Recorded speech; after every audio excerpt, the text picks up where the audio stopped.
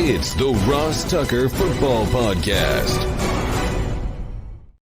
Oh, yeah, it is. But it's not just any Ross Tucker Football Podcast. It is a teaching tutorial Thursday. Greg Cosell, the man, the myth, the legend from NFL Films, is in the house. We're talking O-line. The big boys love talking O-line, love talking with Greg Cosell. One of the highlights of my professional week, there is no question, as we're wrapping up the offense with Greg. Get to Greg momentarily. I'll be back bright and early on Monday, and yes, I'll be back from spring break. Hopefully you guys have still enjoyed. Honestly, maybe I should go on family vacations more often, because I kind of feel like this has been an epic week of shows. I mean, even money, us hitting the season win totals for the first time this year, and you guys getting the first glance. Steve and I liked a couple unders. Steve and I liked an over. And even if you're not even into betting in the slightest, we talked about your team. We gave our first glance as to how many games we think your team would win. So this is the week to listen or watch at youtube.com/Ross Tucker NFL, the Even Money podcast, even if you're not into betting, which is totally fine. You can always check me out on social media at Ross Tucker NFL. Hopefully you're seeing some pictures on Twitter or Instagram of some fun in the sun. At Ross Tucker Pod is the handle, Twitter, Instagram, Facebook for the network. And of course, I already mentioned youtube.com/Ross Tucker NFL. Giving out a couple YouTube shout out winners next week, a couple of spread the word winners as well, and a sponsor confirmation email winner if somebody actually sends me one. Really looking forward to being back with you guys next week.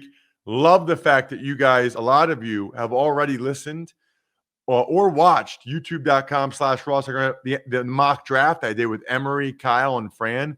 That was so fun. That was live. That was wild. Anyway, it's Big Show time. It's Greg Cosell.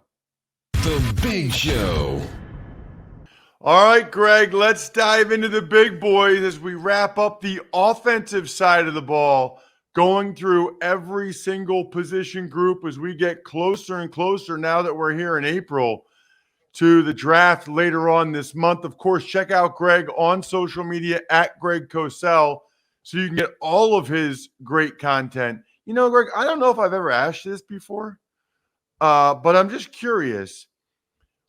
On the spectrum of when you first started 44 years ago, and as you began learning more and more about football and learning how to evaluate certain positions, where does the O-line fall on that spectrum? I mean, I would think for most people that didn't play it, that O-line and the intricacies of it would be one of the harder positions to learn. I mean, there's people in the media, Greg. There's people that played skill positions. I'm amazed how little they know about offensive line play. So I guess I'm just curious how you learned about offensive line play, and was it the toughest one for you or one of the toughest ones? I can't believe I've never asked this before. And that may well be true, Ross, because obviously I just had to learn by talking to people, because, you know, you can put tape on, but if you don't have a foundation for how to go about studying and evaluating a position, you're just watching plays. Most people who do this, I think, can see if a guy is athletic versus not athletic. That's the easy part. Then it gets into the intricacies, the details, the subtleties, the nuances of the position. And I've been fortunate through the years to be able to talk to coaches, go to training camps, and watch offensive line coaches work. So, you know, I always feel, though, it's funny you asked me that, I always feel that with offensive linemen, particularly interior offensive linemen, that it's, you know, sometimes I question myself a lot. Now, people tell me I know more than I think I know, and I appreciate that, but I still always feel, Ross, that when I'm watching, you know, offensive linemen, that, you know, I'm just not seeing it the way, let's say, an offensive line coach would, you know, a guy who's done it for years. But fortunately, I know some of those guys and can talk to them about it. You know, two thoughts. One is, in my experience, athleticism becomes a little bit overrated. It's such a position. Dante Scarnecchia used to say this. Are they really smart? Are they really tough? Yep. And are they athletic enough? Because so much of that position is, like you said it, the nuance, the subtlety, having a feel for what the defensive player is going to do. I can't tell you, Greg, how many guys I played with that were awesome in one-on-ones, right? They were long arms, really athletic. But then when there was 11 guys on defense and they were moving around, they just couldn't process fast enough. They just couldn't see things fast enough to allow their athleticism to flourish. Whereas a guy like me, who wasn't overly athletic, the coach can kind of coach around that a little bit, and I can always play to my help. But you got to know where your help is. You got to know the play and the scheme. It's such a big part of it. Well, and then we'll get to players because we could spend 20 minutes talking about this, but I think the initial point you made about athleticism at times being overrated is a great one. And I had to learn that. That took me years to learn because particularly with interior O-linemen, as you know, you played it. Athleticism, you're working in confined space. So athleticism is not necessarily a big factor. Sometimes it's just about competition level. I mean, obviously coaches always teach technique. That's what they teach, hand placement, foot placement, if you place your foot one way, if it needs to be 5 inches in a different spot, they'll tell you that. And that's important. But sometimes on the interior, sometimes you just got to battle your ass off. You know that. And it's not a beauty contest in there. You got to get guys blocked, and however you do it, that's how you do it. Last point I'm going to make about this. There was always a big disconnect, Greg. For every team I was on 5, between the scouting staff and the coaching staff. The scouting staff always, I know this because I've talked to people, always looked at me and wanted somebody better, wanted somebody with longer arms, wanted somebody who was more athletic. Coaches just want a guy that gets the job done. They don't care how you do it. They just want a guy that's not going to mess up and block the wrong guy. He's always going to block the right guy. He's going to make sure the other guys are blocking the right guy. He's going to get after it, and he's going to get the job done. They'd rather it be pretty, but they just need a guy that doesn't screw up. Correct.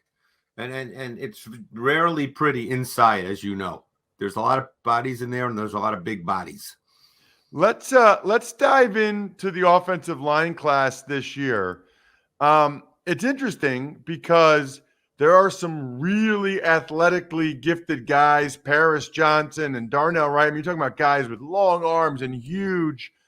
But it seems like most people like Peter Skoronski from Northwestern, which is interesting because he's not an overwhelming athlete at all, Greg, and he's got shorter arms. Yeah, and I think that's the question people have because, and believe me, I've talked to coaches. Some coaches are pretty strict in their belief about who can play the tackle position, and arm length factors in greatly. There are critical factors, parameters that a lot of both scouts and coaches look at, and his arm length is only 32 1/4. And for a tackle in the NFL, that's viewed as almost prohibitive for a tackle. Now, when I say almost, he will be seen as a tackle by some, and he will be seen by a guard as by others. He's a perfect example of what our conversation was just about. He's a good athlete. I don't think he's a really high level athlete, but he's a good athlete. He competes on every single play. Unbelievable effort and toughness, both mentally and physically. What stands out is he does not get beat, Ross. He just does not get beat. He's a technician. He understands angles. He understands leverage in the run game. He's got great footwork and balance. He knows how to use his hands in pass protection. He's one of those guys, just what you spoke about. He just gets people blocked. Now, my initial sense watching him, and this is where and I'll probably talk to people between now and the draft, I think he's probably a better guard prospect. But he's played left tackle for 3 years in college. So people could see him that way. But I almost thought of Brandon Sheriff when I watched Skoronski, just a guy in college who was a left tackle at Iowa. Sheriff, you know him well. And he got drafted really high, was immediately put at guard, and has been one of the best guards in the league literally from day one. I see Skoronski more that way, but I would understand if others see him as a tackle. I think it's hard to be an elite tackle without elite traits. Whereas, Greg, I have no doubt he can get the job done at tackle. I think that's one where you ask yourself, would you rather have an average starting tackle in the NFL or a Pro Bowl guard? And we could have that conversation back and forth. But I think it's the Zach Martin discussion, who played left tackle at Notre Dame. It's Brandon Sheriff discussion. Really good example. And I don't think there's a wrong answer to that. It does seem like those guys usually end up at guard. And, by the way, just as an aside, Greg, I was recently at Penn State, and I didn't remember what my arm length was, but I had them do I went through all the stuff they do with recruits. Right. 30.75, Greg. So 30. Wow. 0.75. I would have the shortest arms in the NFL. I knew my arms were short. I didn't know they were that short. It's a miracle I lasted 7 years. The only guy from last year's combine with less than 32 inches was Linderbaum, and I think he was 31.25 or 31.75. Right. He still might have had an inch on me. So anyway. The other thing, even though Skoronski is 6'4", his frame is kind of more compact and stout. He doesn't look like a tackle. But again, he played there for 3 years at Northwestern in the Big Ten and played well. And like I said, he just doesn't get beat. But I'm curious to see who drafts him and how they see him. Was there a guy, I guess I should ask you this first, Greg. Was there a guy that really wowed you? Was there a guy that you really liked or really were impressed by that, you kind of put a star next to his name, like, boy, this guy is an intriguing prospect? Could be at center or guard or tackle. I always want, there's a guy that jumps out to you. I always want you to be able to talk about him. I know there's people that like Darnell Wright. There's people that more and more people like Joe Tippmann, the center from Wisconsin. I haven't seen quite enough of Tippmann yet, but in my initial look at Tippmann, I really like him. Now he's 6'6", and he's an offensive center. He reminded me, remember last year, Fortner, who came out of Kentucky and started every game at center for Jacksonville, literally played every offensive snap for Jacksonville this year. He was 6'4", and I actually liked him the most of any of the centers coming out a year ago, even though I think he was only a third or fourth round pick, but he started every game. I liked him more than Linderbaum. I liked him more than Cam Jurgens, who the Eagles drafted in the second round. Tippmann is a bigger Fortner. I think he's a really, really good prospect. Now he played 3 years at Wisconsin. He started his final 2 seasons. Wisconsin always puts out O-linemen and linebackers. That's Wisconsin, and I just think this guy is a really, really good prospect because 6'6" for a center, that's a trait.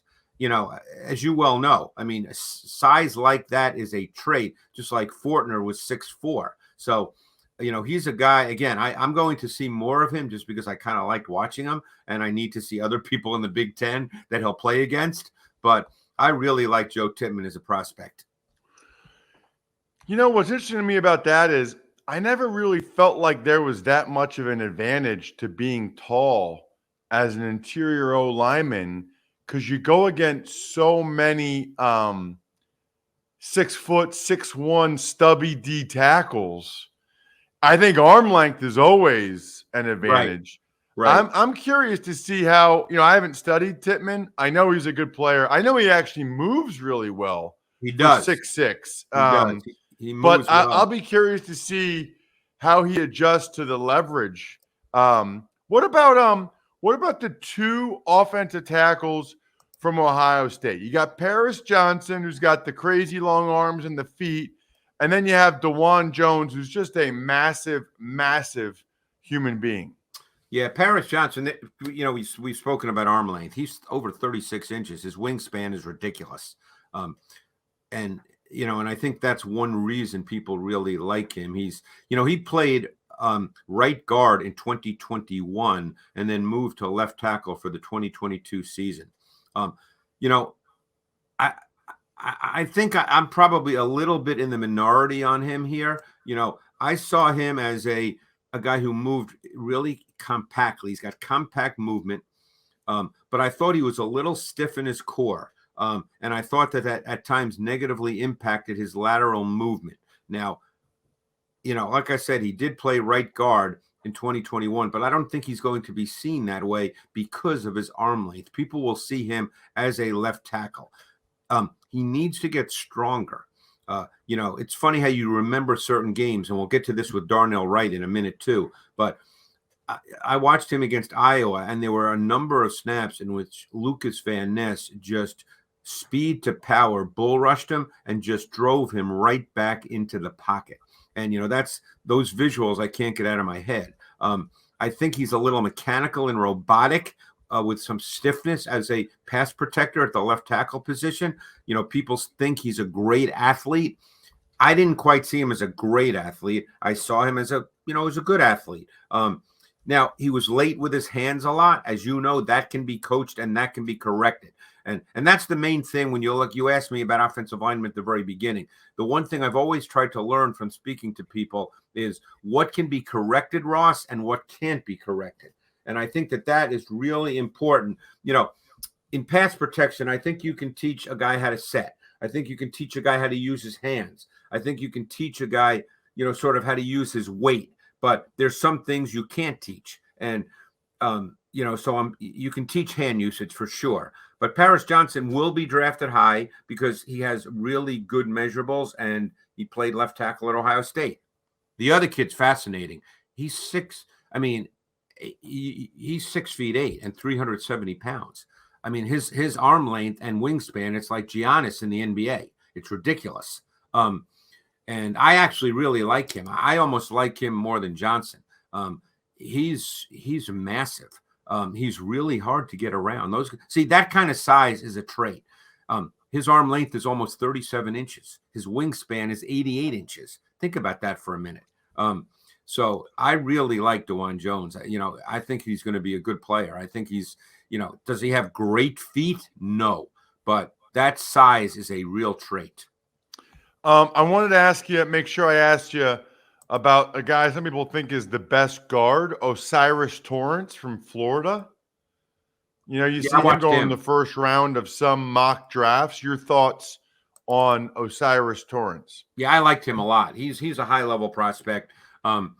Obviously, not a lot of people, with very few exceptions. You think back to Quentin Nelson, get drafted. Not a lot of guards get drafted really high. I don't think there's a lot of mystery to this kid. I mean, he's got great size, got long arms for a guard, 34 inches. He's a power player. His game is built on engagement, physicality. He's not a great athlete, but as you and I discussed, you don't have to be. He's not a finesse player. He's got a wide frame. He just, every snap is the same. There's a repetitive consistency that showed up in every game I watched. He just gets guys blocked. He executes. Now, every once in a while, he might struggle with interior quickness like some guys do. When you play the Aaron Donalds of the world, that kind of quickness is just hard. It's just the way it goes.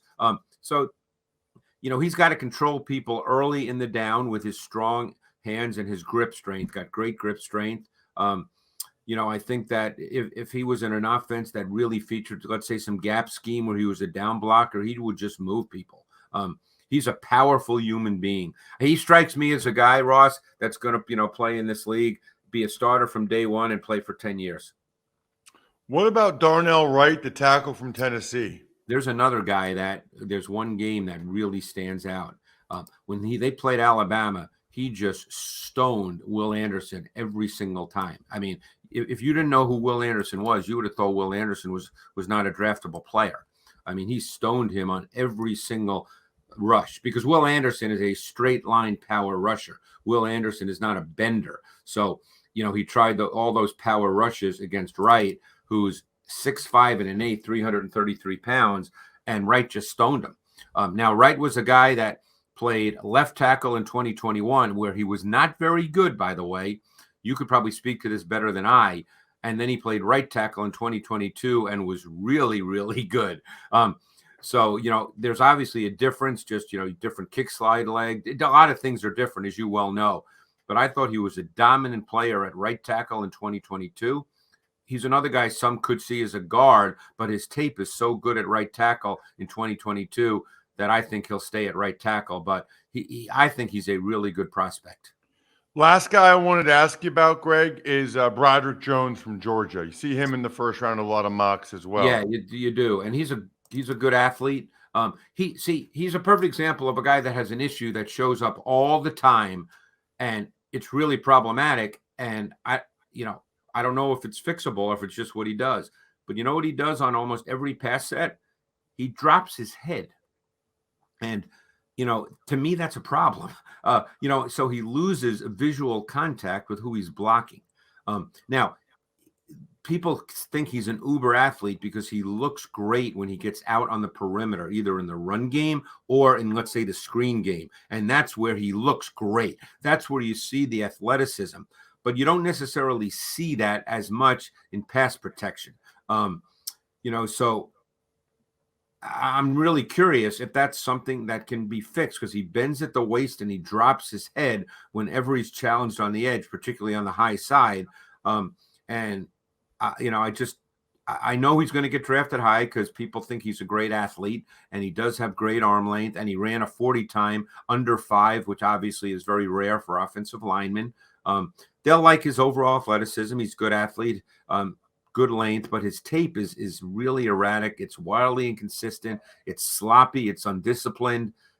He's only had 19 starts in college football. I know it's at the highest level at Georgia, but he's only had 19 starts. He just may be a guy that needs to get in the NFL, be coached and developed, and maybe he's not ready to play year one. Interesting. Love the breakdown, Greg. As always, check him out on social media at Greg Cosell. Love it. We are done with the offense. We'll start diving into the defense next week. Thanks so much, Greg. Thanks, Ross. You know what I think is really interesting, other than talking with Greg about offensive line? I think it's interesting that only certain shows are available in certain countries for like Netflix, and they raise their prices again. So what's cool to me is I have ExpressVPN because it's important to me, with as much as I travel, to make sure I'm covered, right? Like, I want to make sure that people aren't getting my information. I don't even like when the advertisers are able to know on every website I went on. But now my wife and I are able to watch some of these different shows on Netflix, like The Office or whatever, just by switching the country. It's pretty amazing. It's that easy. I mean, ExpressVPN, super fast, works on your phone. For me, my laptop, smart TVs. Stop paying full price for streaming services. Streaming. And only getting access to a fraction of their content. Get your money's worth at expressvpn.com/Tucker. Don't forget to use that link. You get extra 3 months free of ExpressVPN. That's expressvpn.com/Tucker. expressvpn.com/Tucker. Tuck's Takes. All right, Ross, we'll start with Cardinals owner Michael Bidwill, accused of cheating and improper treatment of his employees. Well, I have a feeling, Jack, we're going to be talking about this a lot more over the coming weeks. It's Terry McDonough, who was a longtime executive for the Cardinals, came out with this, filed a arbitration grievance with Roger Goodell. You look at some of the accusations, like forcing people like McDonough to use burner phones to communicate with Steve Keim, who was suspended as the general manager, and that would be illegal against NFL policy. That would be cheating. So pretty significant allegations. The Cardinals have come out and totally denied it, and we'll have to see where this thing heads, but it's obviously not a positive thing in any way, shape, or form for the Cardinals organization. exactly what they don't need with a new regime. They've got a new GM, a new head coach. It's exactly what they don't need or didn't want to have happen. So it'll be interesting to see what happens moving forward there. Tuck's Takes. Josh McDaniels gets a few of his guys in Las Vegas with the Raiders signing Brian Hoyer to a 2-year deal and hiring Danny Amendola to their coaching staff. It really is funny, isn't it? I mean, it's like they're bringing the whole band together. How many guys can they get out there in Las Vegas that used to be in New England? I'm half surprised he didn't have Amendola come in to be the slot receiver.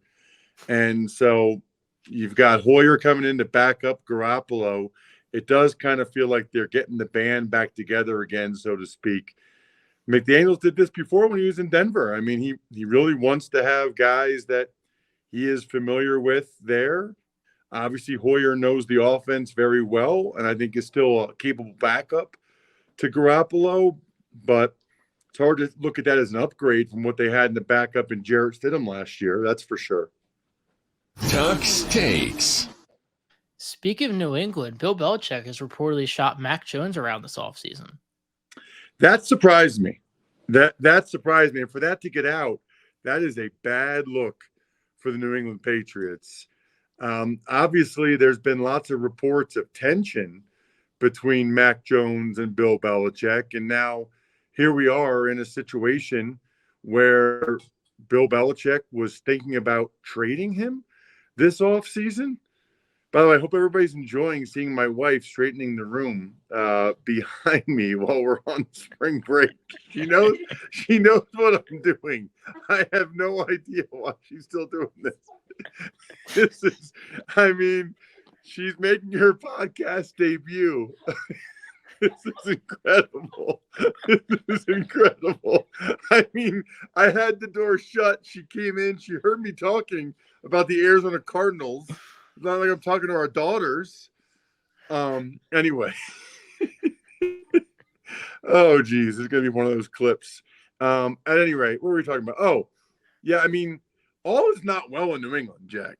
I mean, you know, they're probably pretty clearly the worst team in the division once the Jets get Aaron Rodgers. And then you add to that this tension with Mac Jones, who was really the only positive thing the Patriots have had since Brady left was Mac Jones' rookie year making the playoffs. And now that doesn't even look like it's a real positive right now. Tuck's Takes.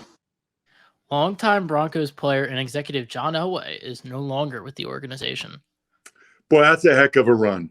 It really is. And John's getting up there in years now, and there wasn't really a place for him with new ownership. He probably knew that this might happen or this might come eventually as they look, you know, to bring in their own people like Damani Leach as the president. So it all makes sense, of course.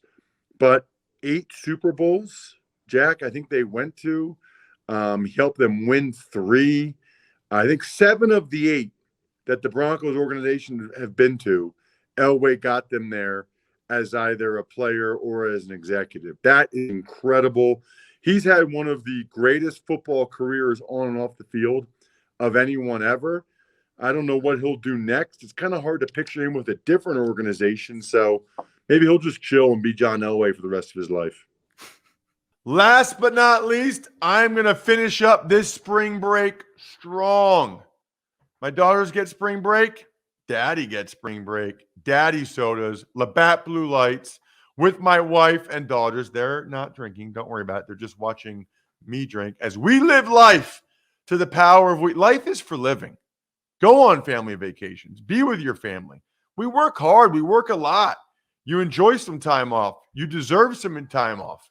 Always enjoy it responsibly. Beer, Labatt USA, Buffalo, New York. Of course, we got to give the shout outs. MyFrontPageStory.com. Go right now and get your Mother's Day gift. If you think there's a better Mother's Day gift than MyFrontPageStory.com, I'd love to hear it. Email me, ross@rosstucker.com. If I think it's better, I will read your question on the air. It's like a sponsor confirmation. Then you got BackOfficeSchedule.com, Evergreen Economics, Go-Bengals.com, SteakhouseSports.com, HumanHeadNYC.com, Sporticulture, Pizza Boy Brewing. I know it's a religious holiday weekend, Easter. A lot of you are spending time with family. I love it. Soak it up. Enjoy every second of that family time. That's what really matters, right? You know, when we're all in our 90s or maybe in our hundreds, you guys, probably not me, you're going to just highly value any time you spent with your family. So remember that now. That's the key.